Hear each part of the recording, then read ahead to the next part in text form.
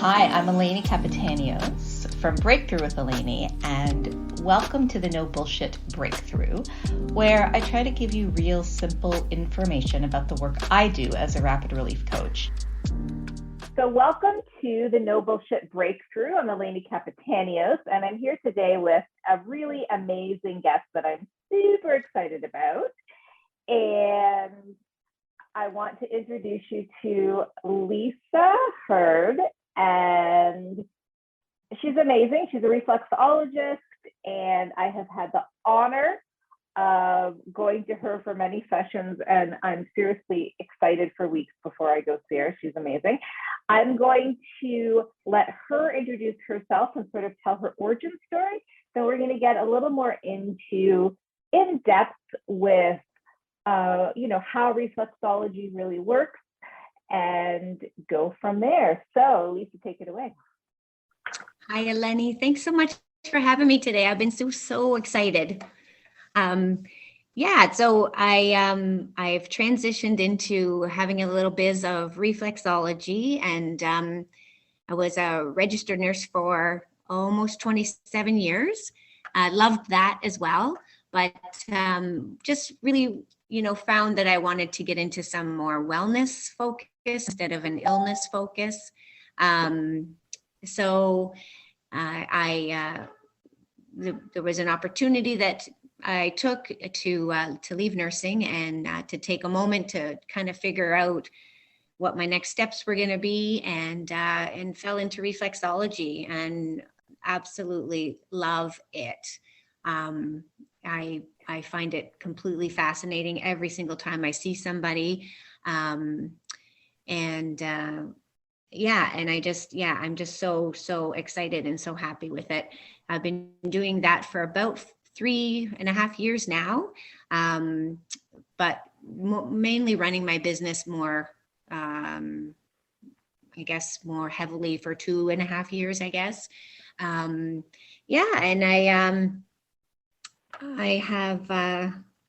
just not sure what to say right now. I was just waiting for a time that I could interject. Okay. So I wanted to go back a little bit to your nursing career, because I know that we're kind of similar in the way that, I had a personal training business that I did for ages and ages, and then it stopped doing it for me, right? So tell me and our listeners a little bit about why you left nursing, like what was going on? So I have been in many amazing roles as a nurse, as a registered nurse, and I've loved every single one. I love patients. I love their stories. I love being a part of their journey. Either in the hospital or in the community. I loved all of that. What was starting not to resonate well with me was, and just kind of like I guess the last 10 years of my career, I was just finding that people were becoming very heavily medicated and having lots of issues.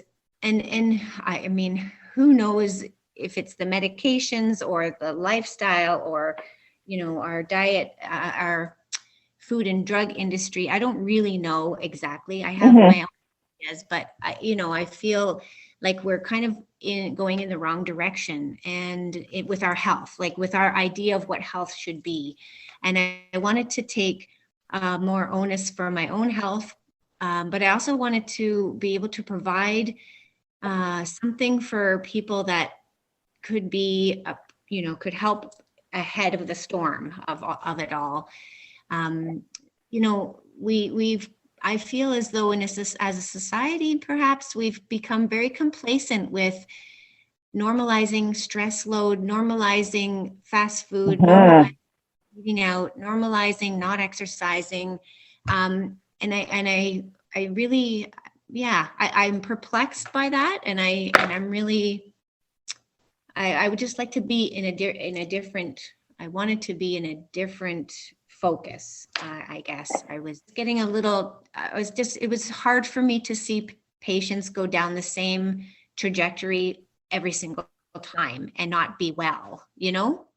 Yeah, I totally get it. And I think a lot of listeners can relate to the issues you were having, because when what you're doing that you used to love starts to not feel authentic to you anymore, right? It was around that, right? Like it wasn't resonating with you as much anymore. It wasn't as authentic feeling, and you wanted to be able to help people in a different way. And I think a lot of people who are transitioning into their own businesses, that's kind of where they start from, right? Right. Absolutely. Absolutely. So And I think your story is really powerful for that, because you actually had the balls to do it too, because a lot of people wouldn't have made that jump, right? yeah, it's not, I mean, as you know, running your own business, it's not easy, but it sure is Right. fun.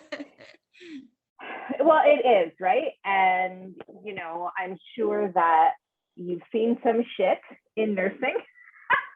And a little bit. And, your hands are kind of tied, right? As to what you can do, right? You have to follow a system.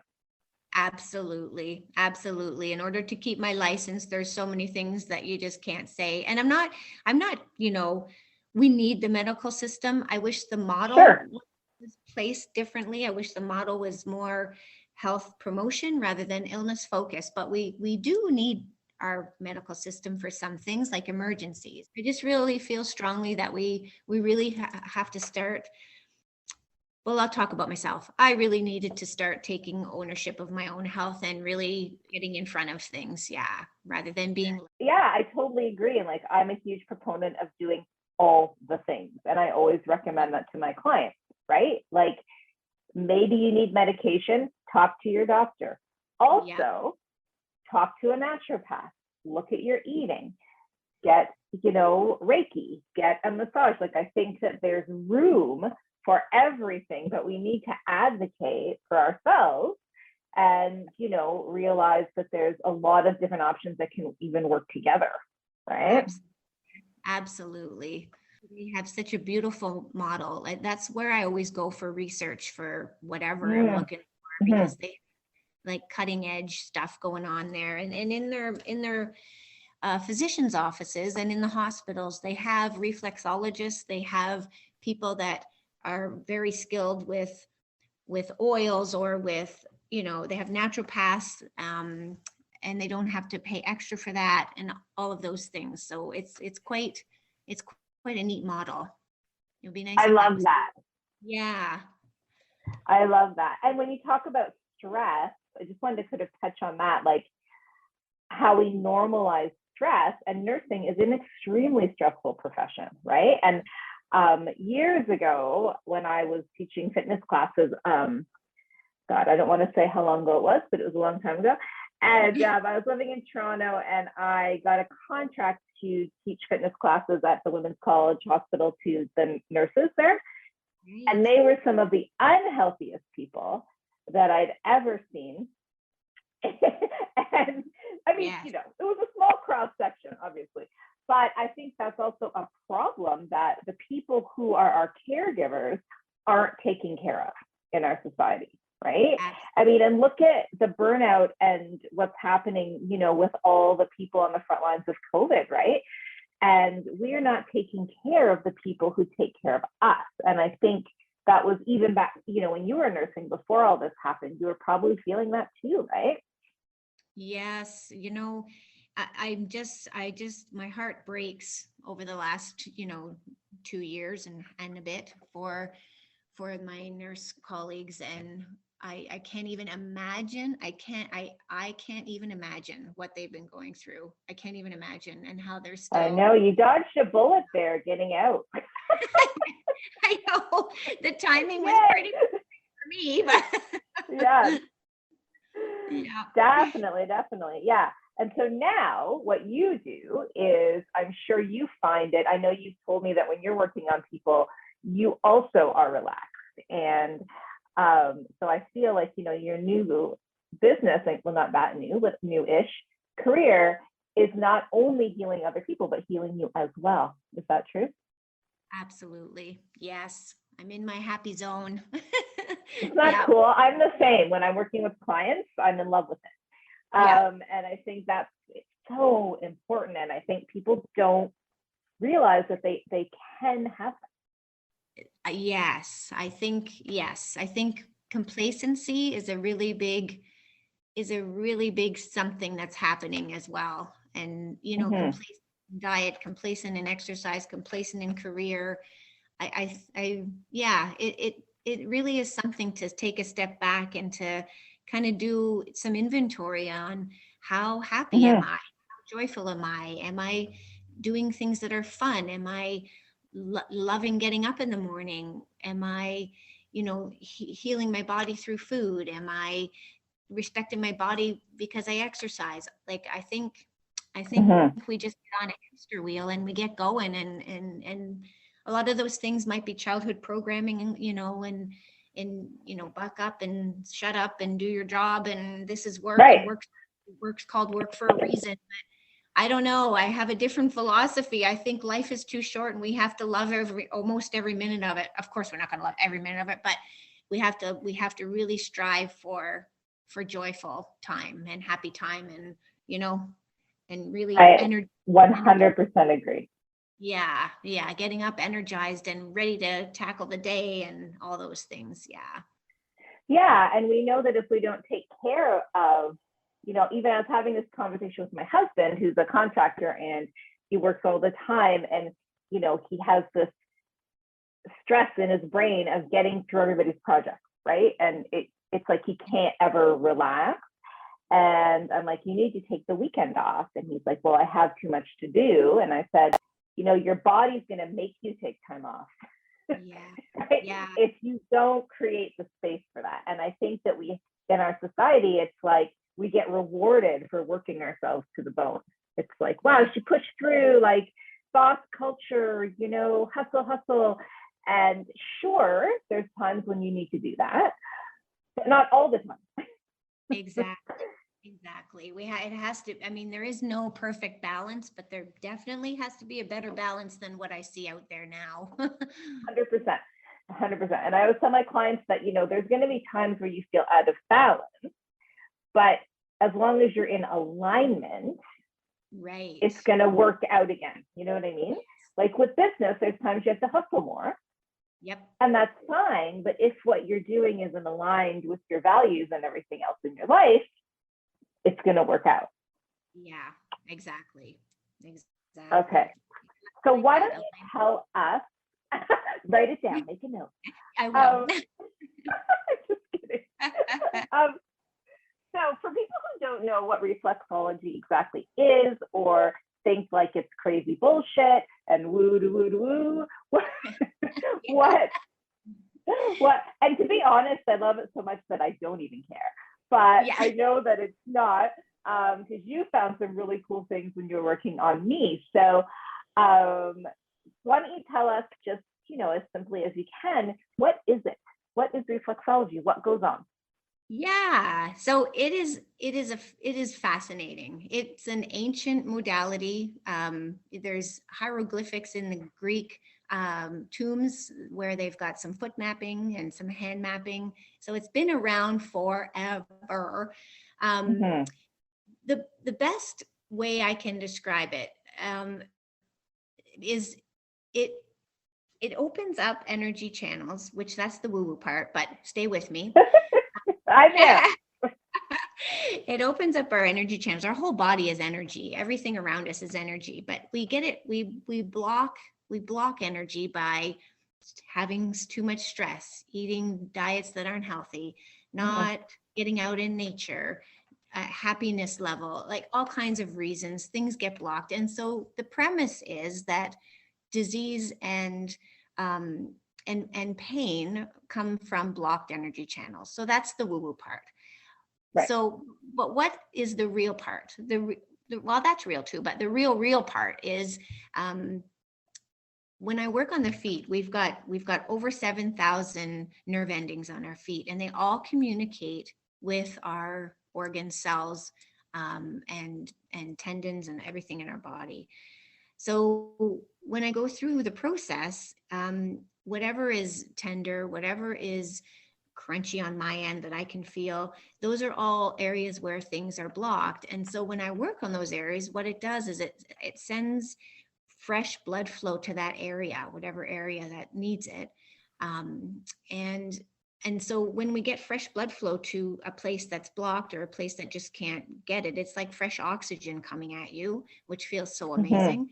But also in that fresh oxygen, fresh blood, healing properties, we decrease the inflammation. And inflammation, as you know, causes all kinds of disease, heart disease, diabetes, all kinds of things that people are living with currently. So that's the best, beautiful part of it, that we can actually get to that. The effects of reflexology can last up to a week. That's why I can't see people within a week. Like, it has to be 1 week apart. And that's kind of beautiful too. Some people, when they come, so usually I see people 4 times in a row, 1 week apart, and then we reassess and see where things are at. And some people can come for another 4 months, 1 week in a row, and we monitor their urine and make sure they're not, detoxing too fast or too much. Other people then decide that they feel good coming every 2 weeks or every month, and then that's just a maintenance kind of thing, unless something else comes up. Yeah. So what are some things that you can help with? Yeah, so the best way to talk about that would be to talk about some of the clients that I'm seeing currently that are that are super exciting. So I see a woman who has had previous breast cancer and a mastectomy, and she has a lot of nerve damage from the chemo and things. And so her feet and her hands have been very painful. If you've ever had nerve damage, you know what that pain is. It's that annoying, gnawing pain that just like is most of the time. So I've been working with her for we've been probably 6 weeks, I think. I'd have to go back and look exactly, but now she's almost pretty much we've moved out the inflammation in her feet, so her feet are not painful most of the time. So our next job, I'll be doing hand reflexology with her, because she's having quite a bit of hand neuropathy as well. That's neuropathy is nerve pain. So that's what our next step is. So I'm excited to see how we can move that. I had a fellow who worked with a fellow who had a massive stroke as a young man in his 50s. Oh, you told me about him. Oh, it's just such a cool story. Yeah. Okay. This one is exciting. He was told that that he'd never be able to get into REM sleep, so he would never dream. He has a hard time understanding that he has a left side of his body. That's where the damage is, but his brain has kind of shut off the left side of his body. And prior to me seeing him, he couldn't recognize when he was tired. So going to bed at night was such a huge chore, because his body was on all the time. It just didn't really recognize that he was tired. And so his sleep was very broken. He would get an hour or two, and then he'd be wide awake and be laying there for an hour or two, and then drift off again. So I worked with him for about 8 weeks in a row. And the first time that I worked with him, he called me the next day and he told me he had a dream, and he was so excited. But by the end, which that's so exciting. But by the end of the 8 weeks, he was sleeping for 5-hour chunks. He woke up one day and said to himself, like, get off your left arm. So he was like, oh my God, I can. Right. So that was exciting. That was really exciting. So yeah. That is so cool. So what was it doing then? So you were connecting from the feet. Like, explain to me what that was doing. So the only way that I can figure out that it actually could speak to him was, he had a lot of blockage, a lot of damage. He had a very big stroke, so he had a lot of damage. And so slowly over time, we were just able to get some blood flow back there. Brain is amazing, and it will reroute, and it will do some really amazing things. We don't even know all the things it will do yet, but there's some really neat new research out, fairly new, like within 10 years, about how the brain can reroute itself. So I feel as though we were able to get some really good blood flow there, so that the brain could do a bit of healing and just get, and get some of the communication back. Right. Better. Yeah. That's very cool. But a lot of people come because they want relaxation, and so that's a side effect. Awesome side effect, and they want better sleep. Those are awesome side effects. And usually when they're here, we figure out that, by working on their feet, I'm like asking them, what's happening with your bowels? Or tell me about your low back. Or, and so, so I do a health form, but not everybody puts, that everything on their health form, like that. Not everyone tells me how constipated they are or how they've had a back injury 20 years ago. And so it's so it's really neat that I can usually, and not always, but sometimes pick up on some things that have been injured or that that they're having struggles with, and then we can really pinpoint those parts and really get them working better and get them feeling better. That's so cool. Even with me, remember when I came to you and I had the tear in my shoulder? Right. And it was showing up on my foot because you said there was a big callus over it, remember?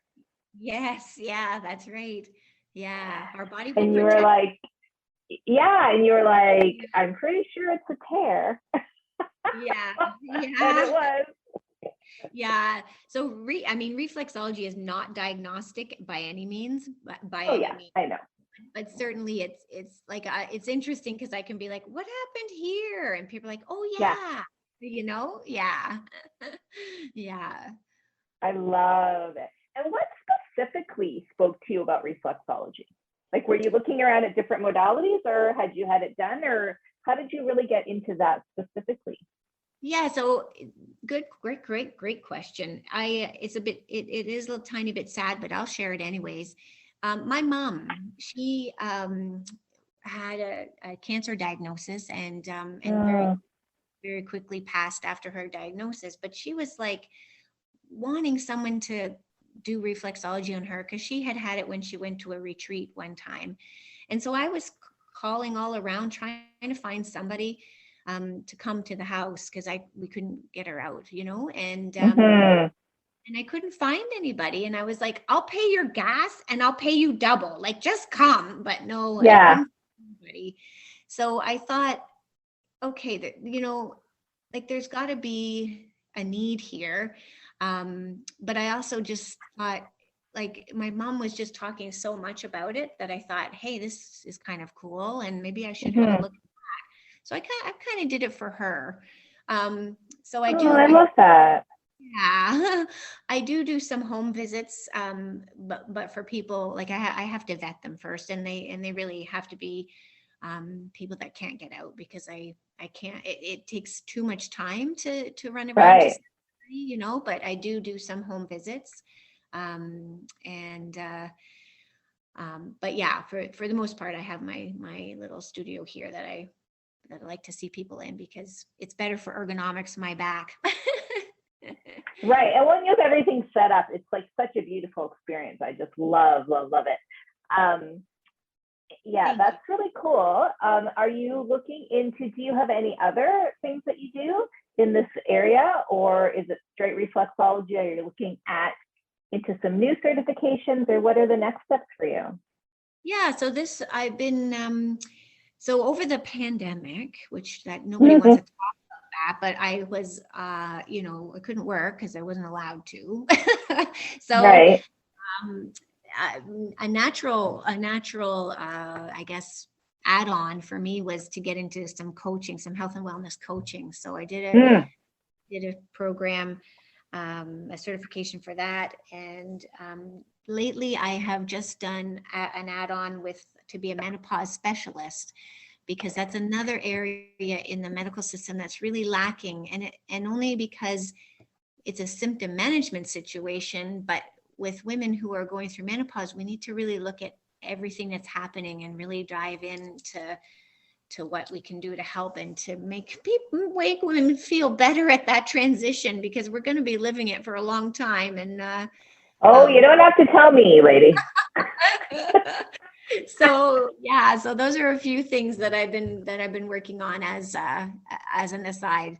But the reflexology, I do ear, hand, and feet. I will tell you, I did take a pregnancy reflexology course, but with my medical background, I really felt that it was not, I don't want to say not the safest, because I don't want to talk about people who can do it. But for me personally, I just felt that, women are having babies later. Women are having a harder time having babies, and I would not mess with any trajectory that they have going on. So makes sense. I see women in the last week of their pregnancy, or if they're overdue, I can see them then, because there are things that we can do to help move things along, but I won't see them throughout their pregnancy. Because I want to keep them safe. That makes sense. And what I love about you is that, like, I'm a huge fan of blending, the science with the woo, right? And which is exactly what you do because of your medical background. I feel like you have so much insight into the work that you do, and not that you have to, obviously, but I like that because I like to know specifically what's going on and how is it working, and what are the scientific reasons, and sometimes there are none, which is fine, but I like to kind of dive into that a little bit, which is why I always love talking to you about it. Yeah, I love it too. My very favorite thing is I'm a total research nerd, so my favorite thing is to look up, what's this about or what's that about, and I always go to the research because, again, if you think about menopause, for an example, or even the diet industry. Let's just talk about the diet industry. We're all struggling. We're all struggling to find something that works. And so the research that's done on different diet programs are done on healthy, active young people. So when we're in I'm in my 50s, when I'm in my 50s and I see a diet come along, or maybe I'm not a fan of diets, but that's a whole other podcast, I'm sure. But when I see something come along, my instinct is to say, did they look at this for women? Did they look at this for women my age?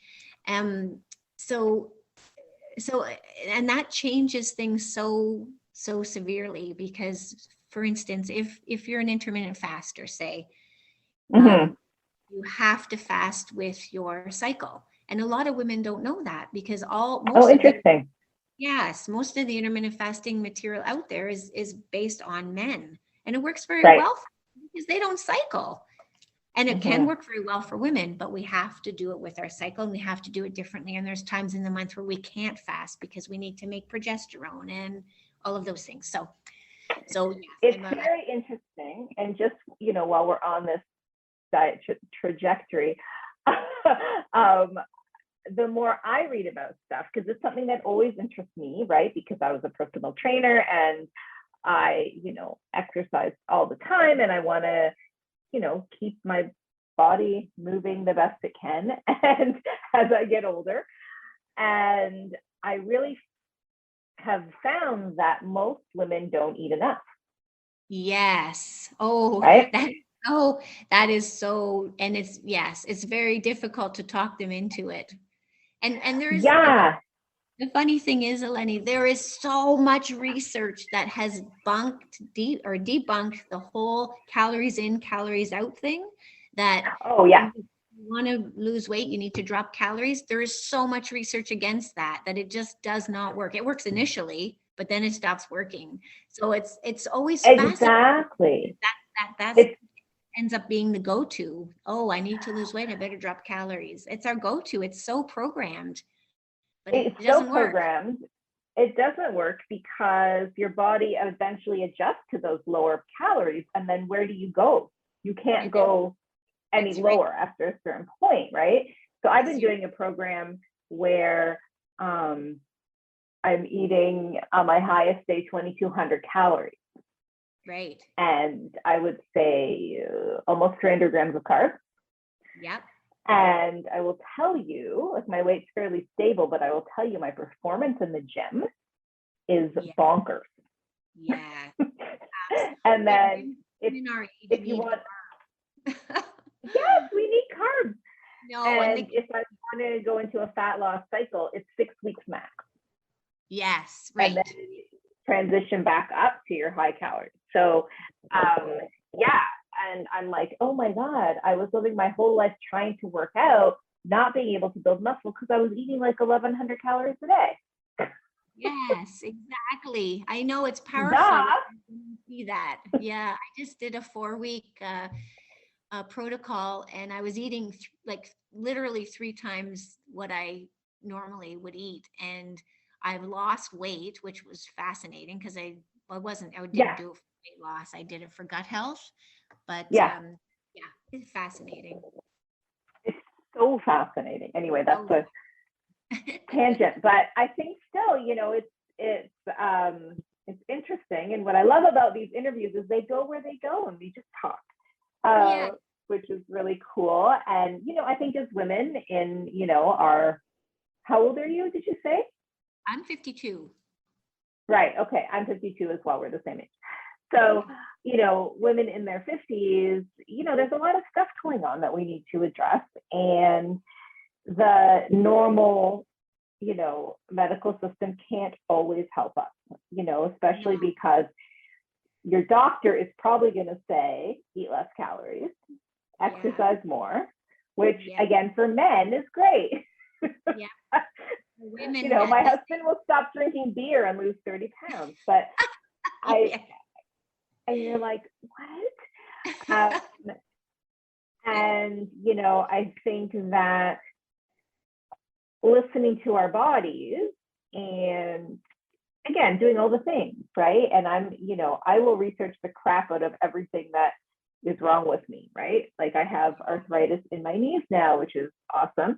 So I'm like, what can I do? What should I be supplementing with? Right? And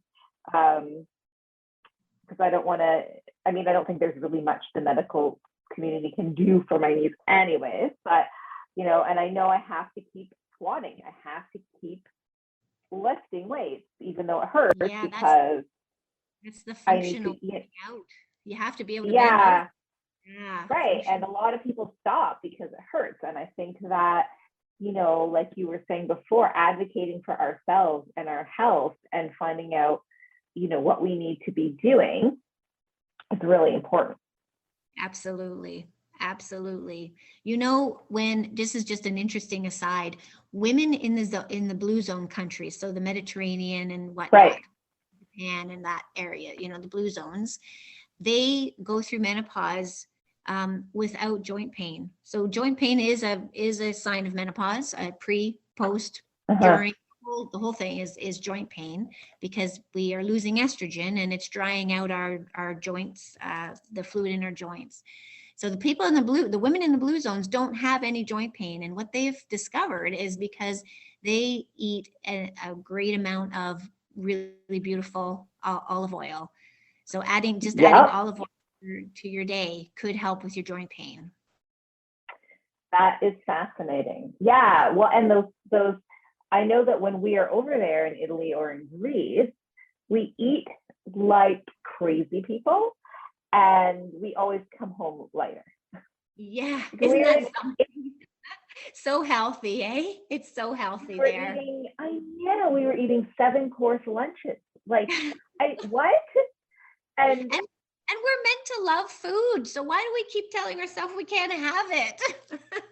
Exactly. It was like nothing I'd ever experienced before. And, you know, I just couldn't eat as much as everyone else because, you know, and my husband's aunts kept giving me a hard time and saying, you're going to go home to Canada and say you were hungry in Italy. I'm like, no one says that. That's not a thing that anyone ever said. Ever. Aw, oh, that's lovely. She's looking after But you. I know. Thanks, but I'm good. But yeah, the food that we eat, and also in European countries, like you were saying, I think about the UK, is that they're so much more open to these alternative ways of healing. Yes. Yeah, absolutely. They are. Yeah. And the Yeah. quality of life is slower, like Yes. taking a 3-hour break in the middle of the day to have a 7-course lunch and a nap. That's right. I've been telling your boss here that was what was going to happen. We need to adopt that here. I don't know if I'd ever go back to work after that, but yeah. But yeah, it's all so interesting, and I love talking to you. Thank you. We're on the same page, right, with all of this stuff, I think, and being the same age also, right? It really resonates. And I use pharmaceuticals for some things, but I certainly use all kinds of other remedies for, even some of the same things. So I think we do need medicine for some things. Absolutely. Sure. There are some things that absolutely we need extra help with. Yeah. Yeah, exactly. But I think, adding these things on is amazing, or instead of, right? Like you try stuff, it doesn't work. And I know like when I was healing from my shoulder surgeries that, yes, I needed a surgery. Yes, I needed pain pills, but also, I was getting massage, I was getting acupuncture, I was doing like energy work. You know what I mean? I think I went to you for my feet, right? I was doing all the things. Yeah. And it really helped me heal, I think, more quickly and better. And better. Yeah, for the long term. Absolutely. Yeah, because you hear about people with those surgeries like never really getting their range back and stuff. And I mean, I'm doing full push-ups now. It's been a year. So that's awesome. Yeah, it's great. Yeah. And no more pain, everything's perfect. So, I don't know if often it's because people are 80 when they have the surgery, but again, there's not a lot of research on rotator cuff surgery and people who are, fit and younger, right? So, but I think, right, we need to start taking that responsibility for our health and really, looking at all the options. Yeah. I agree. I'm 100% agree with you. Yep. Awesome. So is there anything coming up for you? Anything that you're looking at doing next?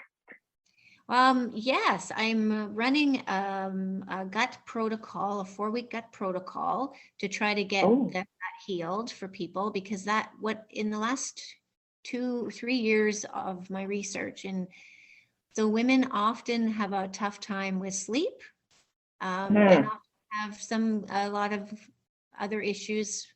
And what I've figured out is it all comes down to gut health and getting sleep, especially for menopause.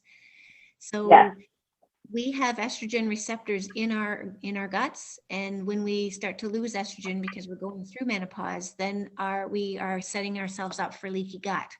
And that is a lot of times after or during menopause, a lot of women have figured out, oh, I've got this food sensitivity, or this doesn't feel good when I eat it anymore. And in large part because of our estrogen getting, starting to tank. So I'm starting a gut protocol. If anybody's interested to join, it's amazing. It's an amazing experience. I feel absolutely amazing. Helps with anxiety. There's all the kinds of research about gut health and anxiety, gut health and yeah, it's just, so it all kind of starts from there. It all roots from there. What I'm working on now is working on getting up and running a menopause kind of program that people can either do online, or they can do online with a bit of coaching from me, because we're just so individual. Even though we're going through the same process, we're all very individual. And what does it consist of, the menopause program? Like what kinds of things will be in it? Yeah, so I'm going to, tackle some like stress management. We're going to go into some dietary stuff. I'm not a nutritionist by any means, but for one idea, when we, depending on where you're gaining your weight, and if you've, if you've got, a nice rack, not me, but other women have a nice rack, but sometimes when you go to menopause, they get, our breasts get really big, and that's because our breasts love estrogen. And so sometimes when we're gaining weight in our belly and in our breasts, we need to know, or we need to have an idea of why that's happening. And often it's because of estrogen rich foods like chicken, like eggs. Not to say we can't have them, but we have to have a look at soy products, that kind of stuff. So interesting. Yeah. Yeah. So, I mean, women struggle with weight gain at this stage of their life, and then they end up, we end up struggling with our self-esteem, and who wants that? That's just such a big mess. So if we feel amazing while we're going through this transition and really, really come out of it like, wow, we're awesome. That's how it should be. I love that. Okay, cool. So how can people get a hold of you, Lisa, to take advantage of all the awesome things that you have to offer? So the other stuff you can do online, but the reflexology, you have to obviously be in Guelph, right? Yeah. Or you could come stay in Guelph for a couple of days, and I could see you then, whatever. Yeah. Sure. But yeah, reflexology is kind of local, but the rest of the stuff can absolutely be done online. Okay. So my and how do people, sorry, go on. No, that's okay. My little business is called Meraki Integrated Wellness. It's spelled Meraki, Integrated Wellness. So I'm on Instagram at Meraki Integrated Wellness. I'm on Facebook at Meraki Integrated Wellness. My website, merakiintegratedwellness.ca. You can email me at merakiintegratedwellness@gmail.com. And if you get to my website, you can send me a message through there. I think I have my phone number on my Facebook page that you can text or call, whatever you like. Awesome. Yeah. Awesome. Well, I would highly recommend getting a hold of Lisa for her amazing program. So reflexology is to die for. And I'm sure that the gut program and the menopause workshop are also going to be amazing, especially because she brings in a wealth of knowledge from her nursing career and her new studies. So I think it's something that you guys need to do. We'll also be posting links to all of her stuff in the episode description, okay? So that you can get a hold of her easily. And Lisa, I want to thank you so much for being on this podcast. And I feel like we have figured out that reflexology is not bullshit. So there we go. It is not bullshit. It is I knew that before. I appreciate you clarifying that, though. People were wondering. It's real legit. It is amazing. So thank you guys for listening to the No Bullshit Breakthrough today. Stay tuned every week. I have a new episode coming at you. Make sure that you subscribe on Apple Music, Google, or Spotify so you can be notified of all my new episodes. And I will see you next week.